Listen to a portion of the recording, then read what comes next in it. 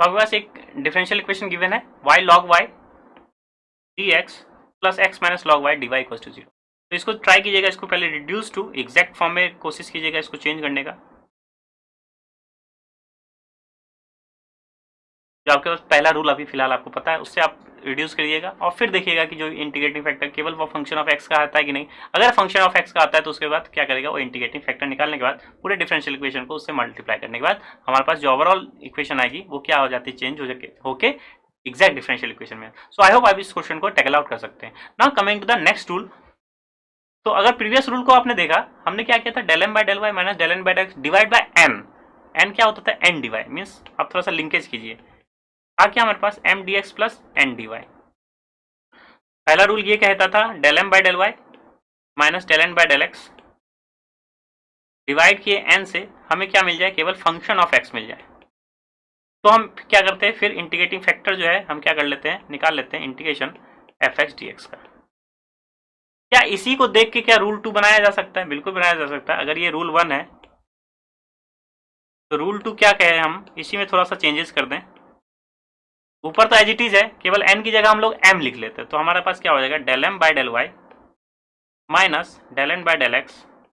ये अगर हम m से डिवाइड कर दें, अब यहाँ देखिए n से डिवाइड किए थे और n क्या था, dy का जो है वैल्यू था और r क्या था, फंक्शन ऑफ x का होता है। लेकिन अगर m से डिवाइड कर दे और ये फंक्शन ऑफ क्या हो जाए, केवल gy हो जाए, केवल फंक्शन क्या हो जाए, gy हो जाए, तो इस केस में इंटीग्रेटिंग फैक्टर आप कैसे निकालेंगे, इंटीग्रेशन ऑफ gy dy से।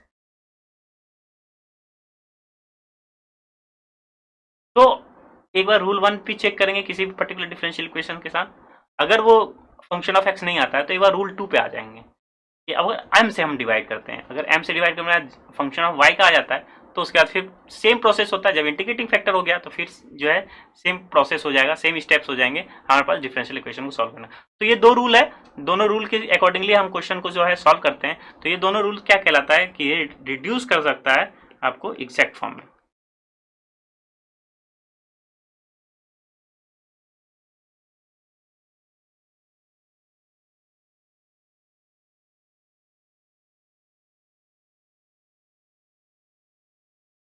तो आप ये दोनों रूल जो है आपके पास रिमेंबर रहेगा। Now coming to the next rule.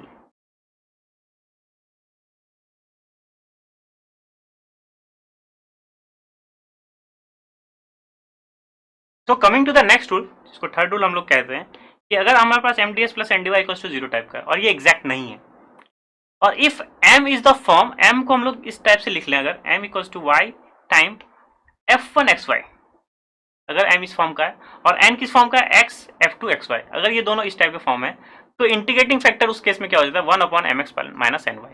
Integrating factor direct मिल जाए। अब इस इंटीग्रेटिंग फैक्टर को डायरेक्ट हम क्या करेंगे, इस इक्वेशन में मल्टीप्लाई करेंगे और फिर वो क्या हो जाएगा, रिड्यूस हो जाएगा एग्जैक्ट फॉर्म में। नेक्स्ट रूल क्या कहता है कि if the given equation is homogeneous, if the given equation that means आपका डिफरेंशियल इक्वेशन की बात कर रहा है, और साथ साथ m x plus n y क्या हो जाए, not equal to 0, m x plus n y not equal to 0, then integrating factor क्या हो जाता है, 1 upon m x plus n y हो जाता है। तो है वो दो रूल और ये दो रूल आप जो है रिमेंबर कर सकते हैं। रूल 4 बहुत ही इंपॉर्टेंट है एज कंपेरिजन टू रूल 3, क्योंकि ये इतना जो है यूजेबल नहीं होता है, लेकिन rule 4, rule 1 and rule 2 widely जो है एग्जाम में पूछे जाते हैं। तो आइए एक एग्जाम्पल देखते हैं और ट्राई करते हैं कि इसमें रूल 1 लगेगा, रूल 2 लगेगा, रूल 3 लगेगा या रूल 4 लगेगा।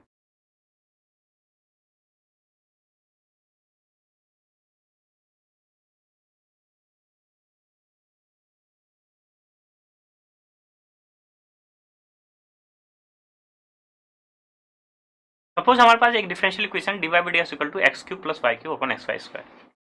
तो इसको चेक करते हैं। तो इक्वेशन देखने के बाद ही दिख रहा है कि ये होमोजीनियस फॉर्म में है। क्यों? क्योंकि एफ ऑफ एक्स वाई अगर हम लोग कंसीडर कर लेते हैं इसको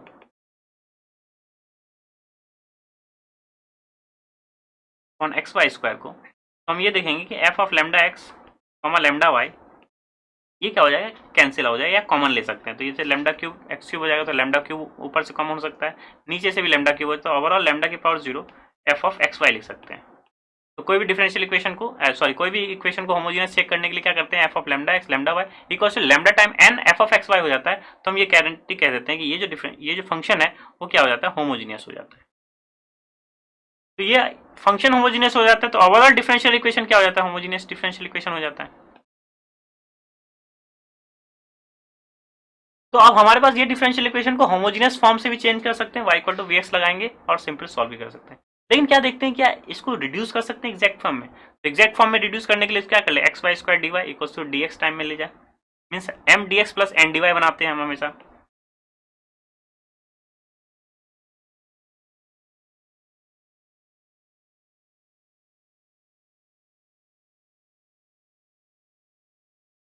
तो m d x minus n d y plus n d y के फॉर्म में हम लोग लिख लिए, तो यहाँ से एम की वैल्यू क्या हमारे पास आ गई,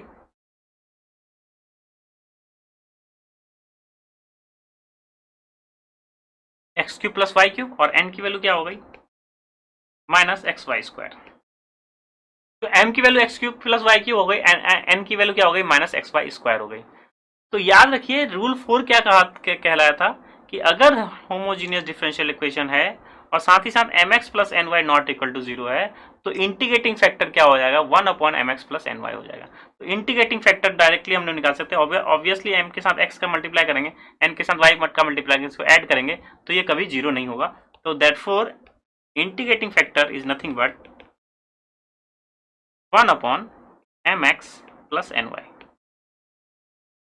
अब direct m x plus n y पे वैल्यू पुट कर ले, एम के साथ एक्स का मल्टीप्लाई और एन के साथ वाई का मल्टीप्लाई, तो फाइनली आपके पास क्या हो जाएगा,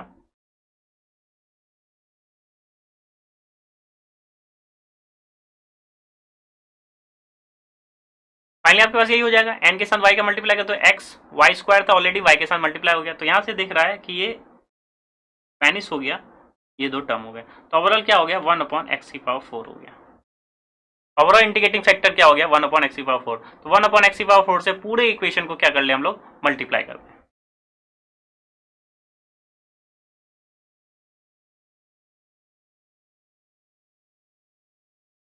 तो मल्टीप्लाई कर दे 1 अपॉन एक्स की पावर 4, तो ओवरऑल हमारे पास जो भी डिफरेंशियल इक्वेशन आएगी वो क्या हो जाएगी, एग्जैक्ट में हो गया, रिड्यूस कर लिया हम लोगों ने एग्जैक्ट फॉर्म में। तो 1 अपॉन एक्स की पावर 4 से मल्टीप्लाई करने के बाद फाइनली आपके पास क्या आ जाएगा,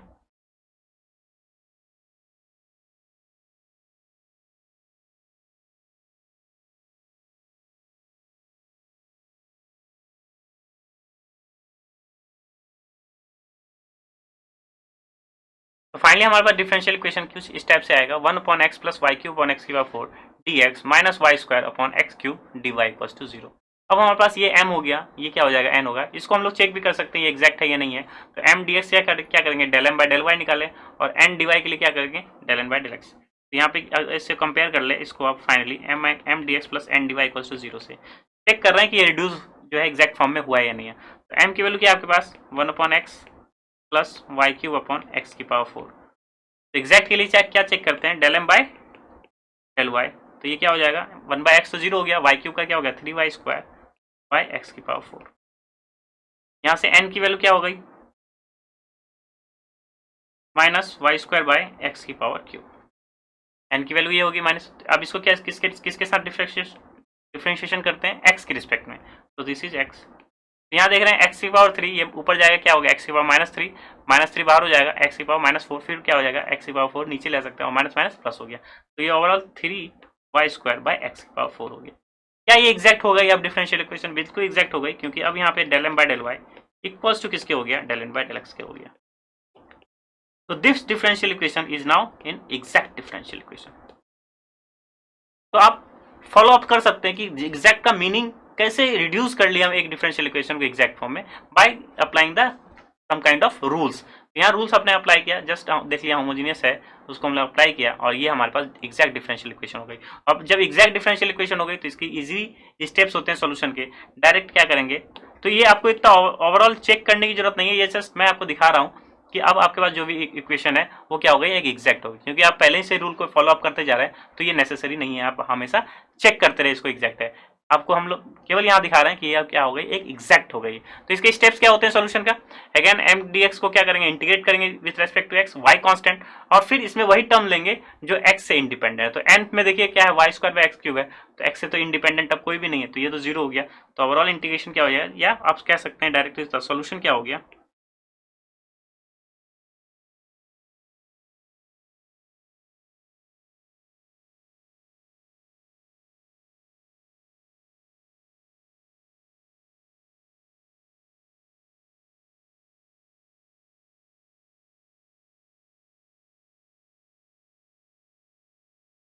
m की जगह तो पूरी वैल्यू है, लेकिन क्या करते हैं y कांस्टेंट, n के वही टर्म लेते हैं जो इंडिपेंडेंट ऑफ x होता है। तो इंडिपेंडेंट ऑफ x तो है नहीं कोई टर्म, एक ही टर्म है, वो भी x में इन्वॉल्व है, तो इसलिए क्या हो गया, वो जीरो हो गई। तो ओवरऑल इंटीग्रेशन किसका कर रहा है, 1/x प्लस 1/x/4 का, क्योंकि y क्यूब भी क्या है आपके पास कांस्टेंट टाइप से ट्रीट होगी। तो ओवरऑल जो इंटीग्रेशन है after integration what we have,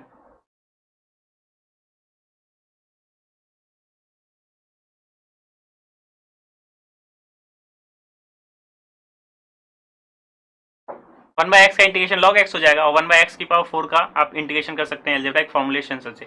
x⁴n क्या होता है, x⁴n+1 डिवाइड बाय n+1, तो उस फॉर्मूले से आप इजिली इसको कैलकुलेट कर सकते हैं। और dy का कोफिशिएंट तो जीरो है, तो ओवरऑल क्या होगा, जीरो हो गई। तो ओवरऑल जो सोल्यूशन है हमारे पास log x - y³ 3x³ = 0 होगी। तो सोच सकते हैं कि अगर आप इसको जो है इस इक्वेशन को जो अगर होमोजीनियस से चेक करते तो बहुत ही लेंदी प्रोसेस हो सकता था कि होमोजीनियस y को vs पुट करेंगे, फिर आप जो है y in terms of x आएगा, फिर वेरिएबल सेपरेबल करते हैं उसमें, और फिर इंटीग्रेशन हो सकता है कि ऐसा फंक्शन आ जाए इंटीग्रेशन जिसको इंटीग्रेबल करने में आपको टाइम लग सकता है। लेकिन यहाँ एग्जैक्ट अगर कर पा रहे हैं, एग्जैक्ट डिफरेंशियल इक्वेशन का जो है रूल्स अगर पता है कि आप जस्ट चेक कर लिए कि हाँ ऐसा है, तो फिर ये फर्दर जो है इसका सोल्यूशन कुछ इस टाइप से होंगे। तो यहाँ देखा कि ये डायरेक्टली क्या है, एक होमोजीनियस था, होमोजीनियस के लिए डायरेक्टली हम क्या कर ले, integrating factor 1/mx plus ny कर लेते हैं। कीप इन माइंड यहाँ mx प्लस ny क्या है आपके पास, not equal to 0। mx plus ny not equal to 0, simple integrating factor निकाला, जो प्रोडक्ट आया इंटीग्रेटिंग फैक्टर का उससे हमने डिफरेंशियल इक्वेशन को मल्टीप्लाई कर दिया। और साथ ही साथ ये भी देखा कि अगर मल्टीप्लाई करने के बाद एग्जैक्ट होती है नहीं, बिल्कुल एग्जैक्ट हो रही थी, क्योंकि एग्जैक्ट का डेफिनेशन क्या कहलाता है, del m by del y equal to del n by del x है। इक्वेशन आपका m dx plus n dy हो तो एग्जैक्ट पता चल गई। इस पर्टिकुलर इक्वेशन को हमने रिड्यूस कर लिया एग्जैक्ट फॉर्म में, और उसका जब एग्जैक्ट फॉर्म में रिड्यूस कर लिया, एग्जैक्ट का हमें डिफरेंशियल इक्वेशन का आइडिया रहता है किस टाइप का उसका सॉल्यूशन का फेस होता है। तो I hope reducible to exact form आपको क्लियर हो गया होगा। जो जितने ही प्रीवियस ईयर के क्वेश्चंस है उसको आप क्या करेंगे, जो रूल्स है अकॉर्डिंगली रूल्स, रूल 1 ट्राई करें, रूल 2 ट्राई करें, रूल 3 थर्ड या रूल 4, अगर इन चारों रूल्स में कोई अप्लाई हो जाता है तो वो क्या हो जाता है, रिड्यूस हो सकता है exact differential equation. So I hope जितने भी प्रीवियस क्वेश्चन है अब आप इजिली टैकल आउट कर सकते हैं। तो हमारे पास सॉल्यूशन कुछ इस टाइप से आ गया। Now let's have your knowledge check.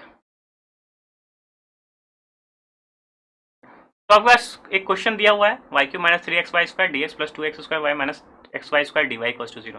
तो इसको रिड्यूस ट्राई कीजिएगा, इसको रिड्यूस फॉर्म में चेंज करने का, एंड देन रिड्यूस अगर फॉर्म में चेंज कर सकते हैं तो आप फिर क्या कर सकते हैं, एग्जैक्ट डिफरेंशियल इक्वेशन का आप सॉल्यूशन जानते हैं, किस हिसाब से इसको जो है स्टेप्स को लिख सकते हैं। तो आई होप आपको रिड्यूसिबल टू एग्जैक्ट फॉर्म समझ में आ गया होगा, उसके क्या क्या रूल्स होते हैं, रूल 1, रूल 2, रूल 3, रूल 4। तो पर्टिकुलर कोई भी इक्वेशन दिया रहेगा, कोई भी डिफरेंशियल इक्वेशन दी जाएगी, तो आप क्या करेंगे, पहले रूल 1 ट्राई करेंगे, रूल 2 ट्राई करेंगे, एंड देन रूल 4 ट्राई करेंगे। इसको ट्राई करेंगे रिड्यूस करने का इससे एग्जैक्ट फॉर्म में। सो आई होप आपको रिड्यूस एग्जैक्ट डिफरेंशियल इक्वेशन के स्टेप्स पता चल गए होगा। इंटीग्रेटिंग फैक्टर का यूजुअली मीनिंग आपको पता चल गया क्या, इंटीग्रेटिंग फैक्टर क्या होता है, कि हम अगर वो इंटीग्रेटिंग फैक्टर निकाल लेते हैं ऐसा फंक्शन जिसको हम मल्टीप्लाई करने के बाद डिफरेंशियल इक्वेशन क्या हो जाता है, एग्जैक्ट डिफरेंशियल इक्वेशन फॉर्म में जो है चेंज हो जाता है। तो आई होप जो है जितने भी प्रीवियस ईयर के क्वेश्चन है उसको आप जो है आप इजीली टैकल आउट कर सकते हैं।